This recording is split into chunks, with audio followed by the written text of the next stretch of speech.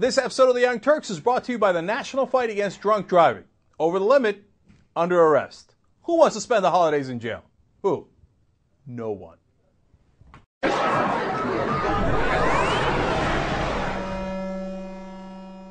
A neurologist in Britain scanned the brains of 90 students in Britain and also 2 British parliamentarians. And he wanted to find differences in the brains of conservatives versus the brains of liberals. And, you know, he didn't really expect to find a major difference, but he did. So what he found was this.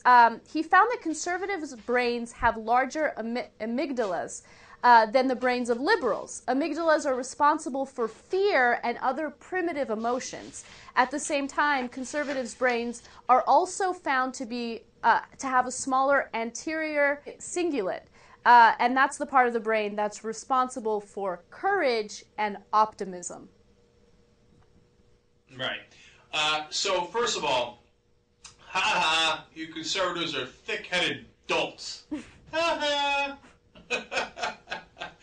on, how thick-headed does that sound? All right, again, in this study, it's only 90 students in that one college. It's 2 British parliamentarians. It's not nearly enough. It's just the beginning of, looking into this to see if that holds up in other places. Right. Again, surprising how much it held up, even in this very small test initially. And on the other hand, it jives with like 88 other studies we've covered on the show, where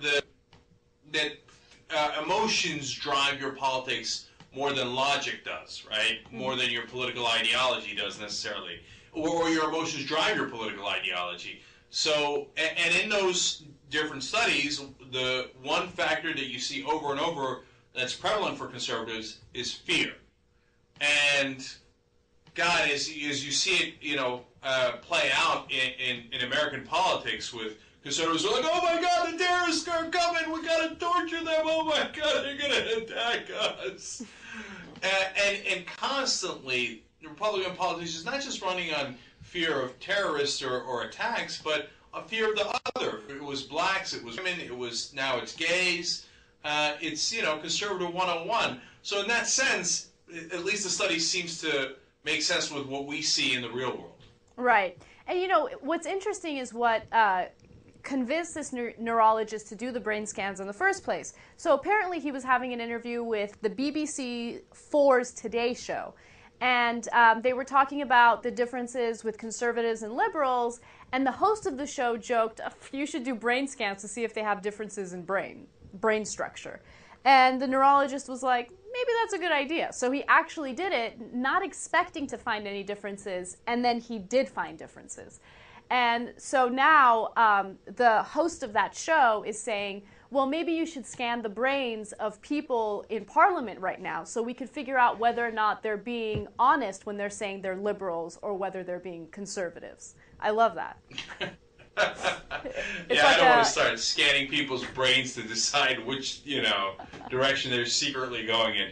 But listen, the other thing that makes sense to me is, for example, people wonder, why are there more conservatives in smaller towns throughout the country, in the South, Midwest, whatever it might be, although Midwest is becoming more and more liberal. And then there are more liberals, generally speaking, in California, New York, the coast, etc. Well, I think part of that is explained in this as well, and again, within the context of other things that we've covered, which is that liberals might be more, according to this, courageous and optimistic, meaning hey, I'm willing to leave my small town and go to New York and take a chance, or I'm open to new ideas, I'm open to change, I'm open to, not just politically, but in my life, right? So that's why you wind up getting the liberals on the coast, and conservatives, who maybe because of their brain structure, we don't know, we'll have to do more tests on it, say, oh, no, I don't want to go to those places, I'm scared, I don't like change, I just want to stay here with my thick-headed friends. Steve, you had something to say? Yeah, actually, sample size of 97 is not too small. For most studies, if you have a representative sample where n equals the sample size, if it's above 25, you can get a good, reliable study. The more important factor here is whether the study was a blind study. when this neurologist was scanning these brains, did he know that it was supposed to be a conservative's brain or liberal's brain? Because that may influence what he quote unquote finds. He's like, it's a conservative brain, so wow, look how big that amygdala is. Right. By the way, Cenk's amygdala used to be a lot larger. Now That's it's what shrunken. I hear. That's what Dave Kohler claims continuously while Cenk is hosting MSNBC. Right. Well, I went from being a conservative to a lib because I had some trauma to my amygdala. And it went, and it shrunk up a little bit, and I was like, oh my God, Reagan was evil.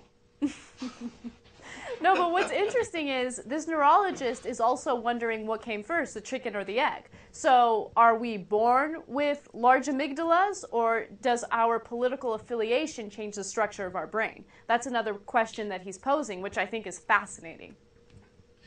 Yeah, I'm very dubious about that. Well, like if you're a conservative, your amygdala starts like bunkering down.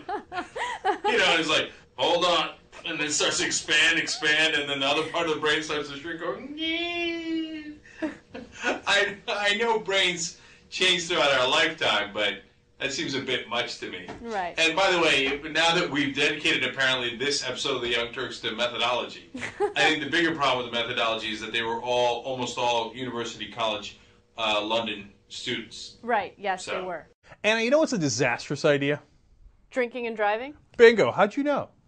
Look, there's a number of reasons why, right? Obviously. Number one, if you get arrested, disaster on top of disaster. If you do get caught drunk driving, it'll cost you thousands of dollars. But put all that aside, what's much more important is if you wind up hurting somebody, you're never going to forgive yourself. That's the worst possible thing you could do.